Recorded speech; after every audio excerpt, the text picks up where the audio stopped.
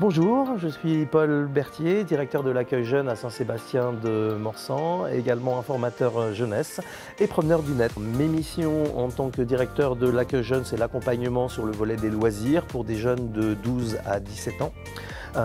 Et on complète en fait ces missions d'accompagnement pour des jeunes dont l'âge peut aller jusqu'à 25 ans, voire même plus, selon les besoins, au sein du point information jeunesse. Donc là, il s'agit plus d'un accompagnement sur l'aide à la rédaction de CV, l'aide de motivation, recherche d'emploi, recherche de formation, de logement, aide au permis de conduire, donc des sujets vraiment très variés, aide au montage de projets également. Promeneur du net, c'est que c'est un complément à l'accueil en présentiel qu'on peut proposer donc sur des structures. Ça permet d'être présent sur les réseaux sociaux et ça m'a semblé pertinent du fait que de plus en plus de jeunes sont présents sur les réseaux. Donc ça me semblait pertinent de pouvoir les accompagner également de ce côté-là. Donc concrètement, lorsque je suis sur ma permanence, promeneur du net, en l'occurrence les jeudis soirs de 17h30 à 19h30, au lieu d'attendre qu'un jeune se connecte, quelquefois c'est le cas, quelquefois on est là, il n'y a pas de connexion en instantané. Donc pendant ces 2 heures, pendant ce laps de temps, au préalable j'ai un petit peu scrollé sur les fils d'actualité avec les différents partenaires qui sont amis ou qui sont abonnés selon le réseau social que j'utilise, et ça me permet de relayer et diffuser leur information si tant est qu'elle soit adaptée et pertinente pour le public jeune. Oui, mon poste me permet d'avoir une autonomie et une souplesse dans l'organisation de mon temps de travail qui permet par exemple, lorsqu'on a eu des périodes de confinement, d'être beaucoup plus présent que les 2 heures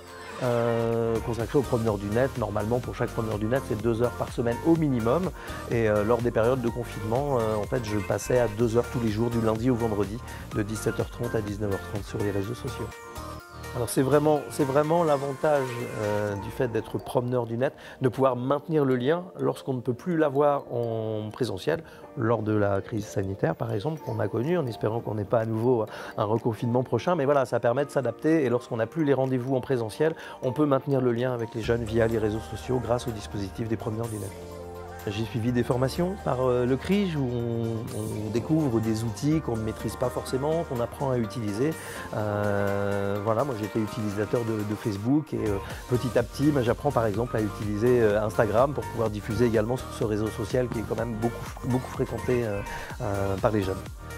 Le fait d'être promeneur du net a modifié mes rapports avec les jeunes qui fréquentent ou non la structure, puisque pour certains d'entre eux, ils ne sont plus en âge de venir sur l'accueil jeune, ils sont devenus majeurs, et ça a permis effectivement de retrouver d'anciens jeunes qui fréquentaient l'accueil jeune et de pouvoir, avec un contact informel dans un premier temps, un petit coucou, ça va, un petit bonjour, et ensuite au fil des discussions, on découvre qu'il y a des attentes et des besoins de leur part, donc ça permet d'approfondir et de créer ensuite